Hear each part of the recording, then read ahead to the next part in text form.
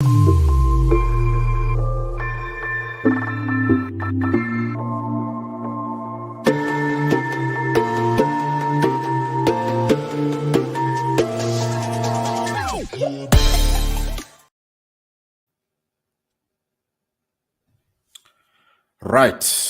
This is 17 May 2022.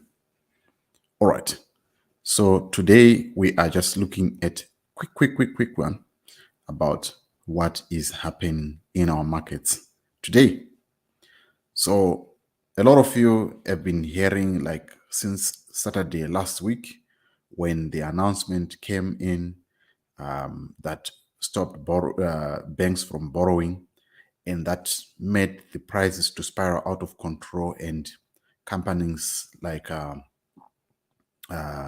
Tongaat started to stop lending, and they are not going to lend to farmers. And a lot of banks, a lot of memos actually came out, and we saw them being posted that they are stopping lending in order to keep the working capital in their companies. So the question that we're asking today is, are we going back to 2008? And what does this memo that has been published, that I'm going to put now on your screen, the memo of waiver on prices, on duty, right? I'll tell you what is happening according to my little knowledge. And I hope I'm also going to hear from you that are into economics, and you tell me what you think, because what is happening in Zimbabwe is beyond what you have been taught in school, is beyond what you know economics to be. Anyway, the first thing that is happening is that they have wavered on a number of things like rice, flour, cooking oil, margarine, salt, sugar, mealie meal, milk powder, milk formula, and a number of things that are there, petroleum jelly, all the basic things that we know that are needed in Zimbabwe, or that are needed in any country. So what triggered this? The announcement that was made, and you can see here, this is a news day of about, I think 3 days ago, and panic as basics run out. And you can see there, that is another shop, or K-shop. And you know what happened in 2008, where there was no commodities were found in the streets. They were sold in the streets. So what does it mean for me and you? What this means for me and you is that if you are going to import your stuff, this for me is incomplete. I would expect, if a waiver has been given like this, you then introduce a multi-currency system should ensue in such a scenario, whereby you can buy with your US dollar, you can buy with your South African rand, you can buy with your Botswana pula, and you can buy with your Zambian kwacha, which are the countries that are surrounding us. Probably you can also put in the Meticash. I don't know if anyone can receive that. But what I'm trying to say is, this for me is a trap, because you are going to get the waiver to bring your commodities in Zimbabwe, and then you are going to be asked to sell them in the local currency. That is a problem, because once you get that waiver, they are going to come into your shop and they are going to ask, why are your things pegged in US dollars when you have not paid your duty? But what is happening? When you bring in your stock, by the time you get back, the inflation has already hit the local currency, and you cannot buy your US dollar back to go and stock new stuff. So it means that you are going to need to get more money for you to restock again. So it's going to be a vicious cycle. So for me, this is an incomplete waiver.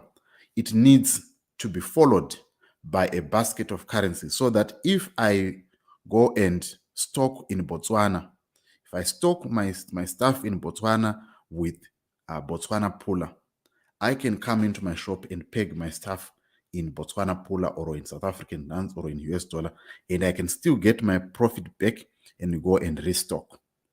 But in this, for me, this is a trap. Yes, people can go and buy and everything, but being skeptical as I am and knowing what happened in 2008, whereby the inflation started, spiraling out of control, and a lot of things were starting to happen.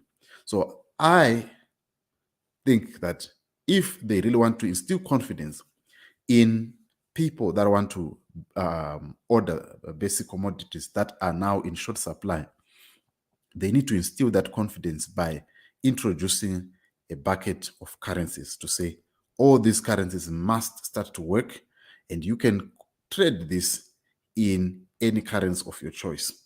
Thereby, you know that you are not going to lose out if you go out and buy commodities in South Africa, Botswana, in whatever country.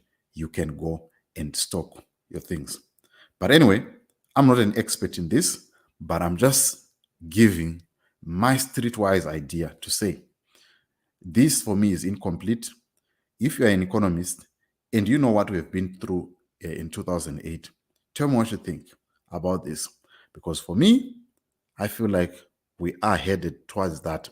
What gives me that idea is, you know what happened in 2007, 2008.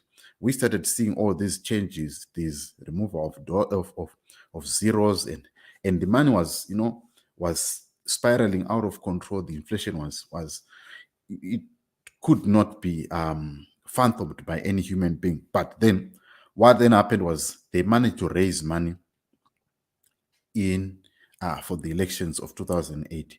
We know that is their goal, is to make sure that if they have the money for the elections 2023, then they can then start to not buy the people that are responsible for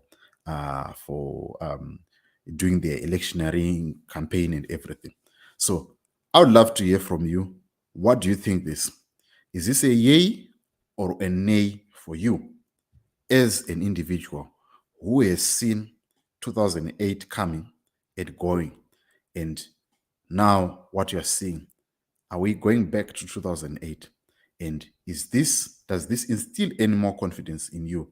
Are you going to run and say, let me go and stock stuff so that I can sell and make money?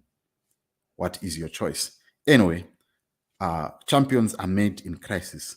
Are you going to come out a champion, or you are going to come out a loser in this? Tell me what you think in the comment section. But to those that are watching right now on this live broadcast, I'm coming back again with another analysis of Kudama Hachi. And please stay tuned for that. In the next 7 minutes, I'll be back. So please stay tuned. And if you are on Zim Social, please follow Zim Social and like the page for us to keep you updated on everything that is happening. Anyway, I'll be back in the next 5 minutes to give you an analysis on Mahachi. As for now, let me jump out.